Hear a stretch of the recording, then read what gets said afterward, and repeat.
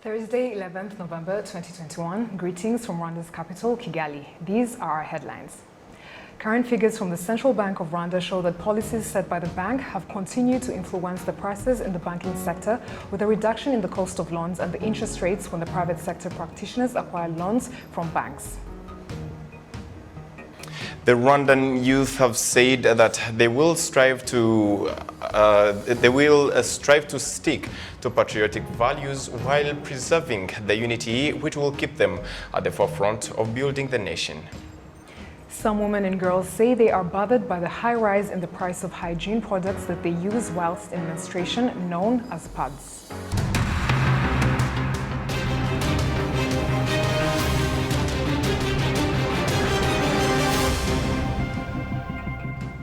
A very good evening and welcome to Rwanda Television News. My name is Sam Kalisa. And my name is Martina Abera. Straight to business, Martina. Yes, so the current figures from the Central Bank of Rwanda show that the policies set by the bank have continued to influence the prices in the banking sector, with a reduction in the cost of loans and the interest rates when the private sector practitioners acquire loans from the banks. The governor of the Central Bank of Rwanda, John Rwangombwa, has noted that this has helped banks increase their lending to the private sector. Although many sectors of the country's economy have been affected by the COVID-19 pandemic, the governor of the Central Bank of Rwanda, John Rwangombwa, stressed that the measures that have been taken to prevent the effects of the pandemic on the financial sector provided tangible results. The whole financial sector is stable, whether banks, insurance companies, microfinance institutions, and pensions. In other words, looking at the stability of these institutions, statistics are positive. However, Central Bank Governor John Rwangombwa urges banks to reach out to their customers with risky loans and work together to find solutions as soon as possible. We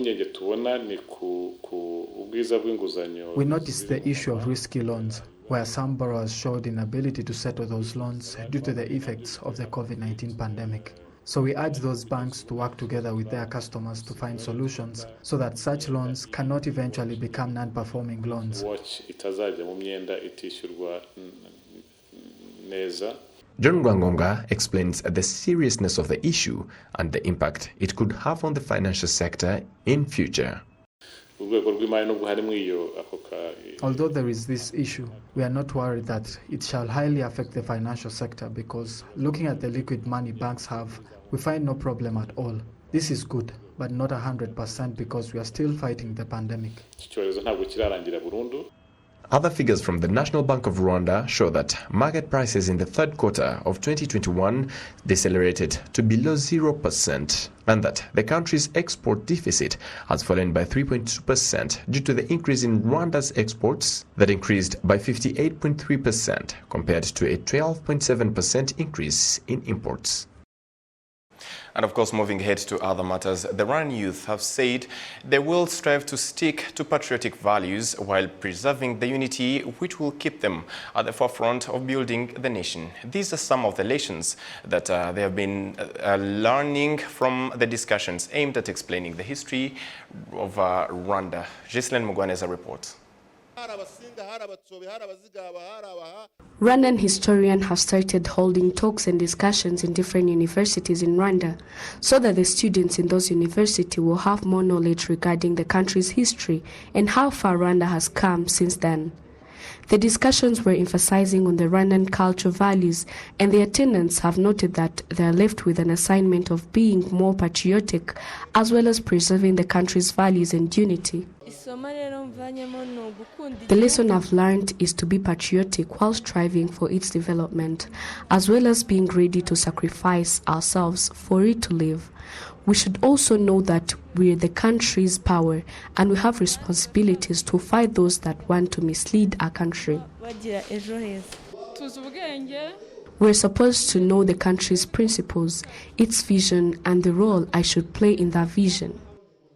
The state minister in charge of culture in the Ministry of Youth and Culture has observed that some young people have no idea about the Rwandan history, which is something they should know about in order to understand the country's vision. It is worth for every Rwandan to know the country's bad history, which is also a lesson to all of us. We should all know the good side of the history, which will motivate them to keep doing good. When you teach a child about the results that come from divisionism and tell them the results of unity and reconciliation, the choice becomes easy.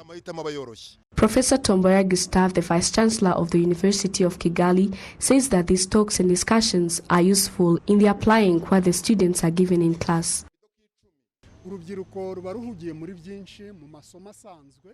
The youth are busy in many different things, especially in studies, and when they get someone to teach them about Rwandan cultural values, it helps them to relate what they study in class with the past history, thus becoming helpful to them. The State Minister in charge of culture in the Ministry of Youth and Culture, Edouard Bamborichi, has urged young people who have been trained on the country's history and understood its vision to help others their age to do the same. These talks that started with higher learning institutions and universities, they will also proceed to other lower levels of education.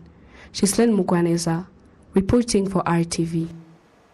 Thank you, Ghislaine. And moving ahead, some women and girls say they are bothered by the high rise in prices of hygiene products that they use whilst in menstruation, known as pads. The Ministry of Trade and Industry says there is no reason for traders to raise the prices because these products don't have value-added tax. We do have more. This is one of the teenagers who sheds light on the problem of being burdened by the high cost of hygiene products used by women and girls during menstruation. This problem is also common to many others who say it negatively affects them.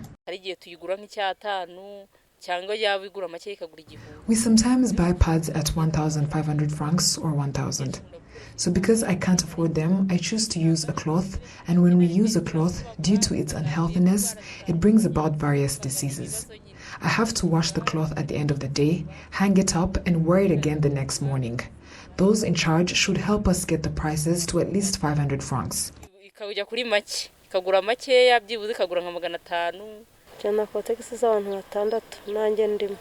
Here we need pads for 6 people, and I am one of them. So pads are so expensive. Because we are so many people, we are not able to afford the amount we need. I have children, and sometimes you find they have all they need to go to school except pads, and that alone hinders them from going to school. When we can't get a pad, we use a cloth, which really makes the kids unhappy, and me as an adult, it bothers me. They should tell traders to reduce the price of pads because as people who can't really afford them, it is hard on us. For teenagers who are still in school, the issue of high increase of hygiene products has become a hindrance in pursuit of education.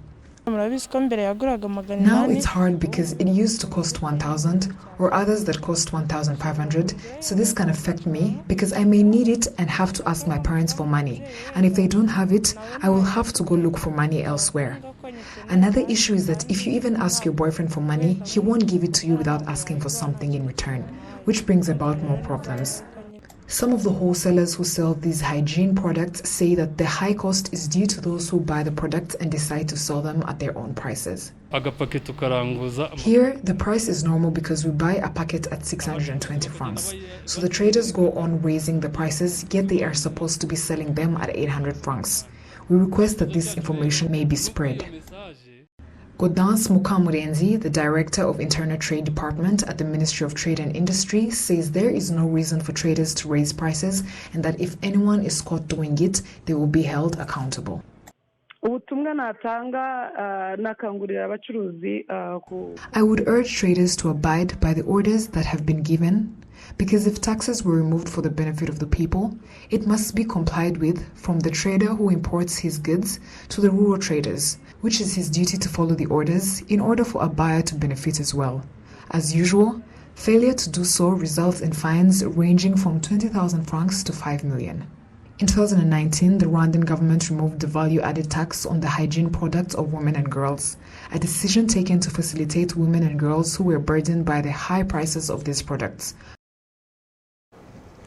A review by the National Council of Science and Technology shows that some of the key sectors in the country's economy have not been invested in as much as needed to meet Rwanda's vision for the development of a knowledge-based economy. Jane Mutani with more. In the review highlighted by the National Council of Science and Technology, it was pointed out that sectors including agriculture, construction, industry and others are not participating in the proper use of technology. The Rwandan private sector is being requested to increase its technology in their activities in order to meet Rwanda's vision for development of a knowledge-based economy. Kanamugire Calixte, the Chief Advocacy Officer of the Private Sector Federation, says they decided to play their role in bringing the vision to life.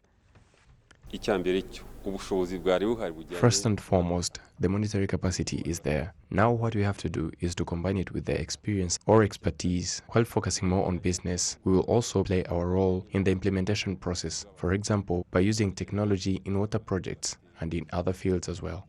The Minister of Education, Dr. Bulletin says Rwanda has already made strides in technology and there is a need for partnerships from key institutions such as secondary schools and universities. This review shows us that a lot has been achieved, but there is still a lot to be done because we haven't reached the vision in terms of research and innovation, which requires everyone's input, including public institutions, private sector, schools, by evaluating our activities and finding ways of improving at a fast pace. Dr. Edufashije Calixte, a senior lecturer at Ines Ruhengeri, says they are going to work with the Science and Technology Council to increase their participation in the program. NCST is willing to help us with financial issues, which will help us to do research because we have the resources. The Commission's study shows that 84.8% of the public, private, higher education and non-profit organizations in 2019-2020 are committed to investing in technology, but 38% of them have invested 5% of their budget in technology. The other 7.8% invested between 50 to 75%, and the institutions equivalent to 2.2% spent over 75% of the money that was earmarked for investment in technology. Jane Mutoni, RTV News. Thank you very much, Jane.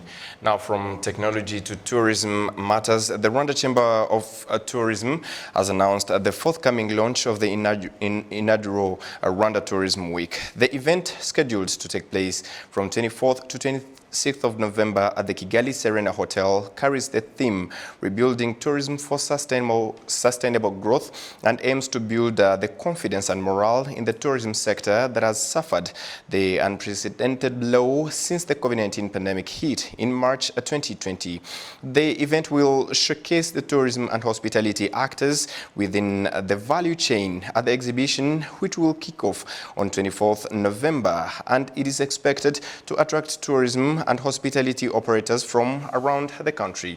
For the very first time in Rwanda, the Tourism Week will feature a restaurant week where visitors and locals can enjoy food and drinks from various restaurants in Kigali. There will also be a photo competition engaging professional and amateur photographers to share photos depicting interesting tourism scenery and locations around the country. Furthermore, there will be the Explore Kigali tours and excursions where visitors and locals will get the opportunity to tour various locations within the city and explore the hidden gems that are yet to be discovered. The event will culminate with the prestigious Tourism Awards Gala Dinner on 27th of November, where the Rwanda Chamber of Tourism will recognize key stakeholders that have made extraordinary contribution to the control of the COVID-19 pandemic and supported the tourism recovery process. The Rwanda Tourism Week will be held alongside the African Tourism Leadership Forum, ATLF, a pan-African event that brings together key stakeholders in Africa's travel, tourism, hospitality, and aviation sectors to share insights and advises strategies for tourism growth across the African continent.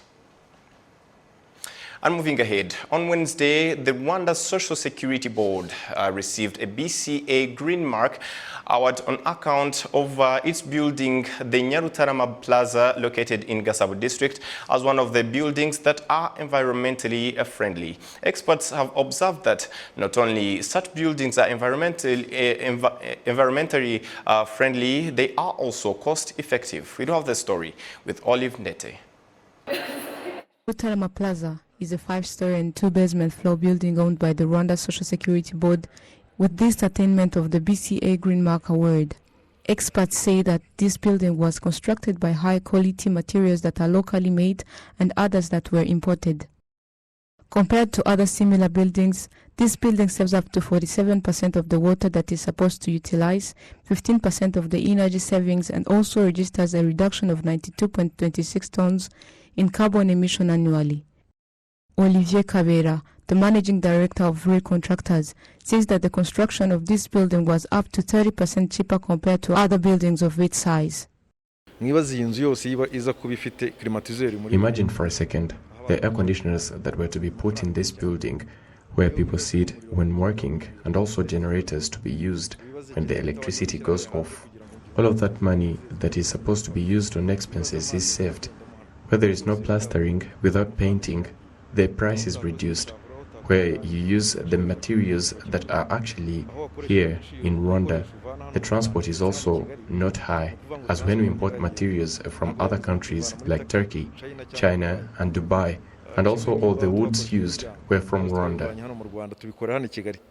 The representative of BCA Green Mark in Rwanda, Yves Sangwa, said that among the things they considered while giving this award includes the amount of electricity it saves, how the water that is used is recycled and reused, and also the natural air in the building.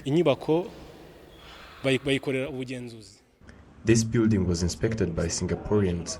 They came here 2 times. The first inspection was to look at the designs made and tell them what to change so that it can receive the certificate. And the second time they came to see if the work was done as it was supposed to be done. The Director General of RSSB, Regis Rugemashuro, says that they plan to continue constructing other buildings similar to this one. This is our plan. Apart from this building, we started in the middle. But on other buildings, we will be starting from the designs. It is a long journey that we are on. We are using the help of experts in construction, but apparently Rwandans are capable. They have the will, and there is cooperation with all institutions, and our government is there. We as engineers, we just have to follow the plan, because we already have a line to follow. The support is there, and the capacity is also available. The fact that this house was built by a Rwandan company, Real Contractor, is also a sign that there's capacity and other companies will be able to do so. The building is worth around 17 billion Rwandan francs. Olive Nete, RTV News. And on behalf of the entire news and technical team that made it happen, thank you very much for being with us. My name is Sam Kalisa. And my name is Martina. Stay safe. And have a good night.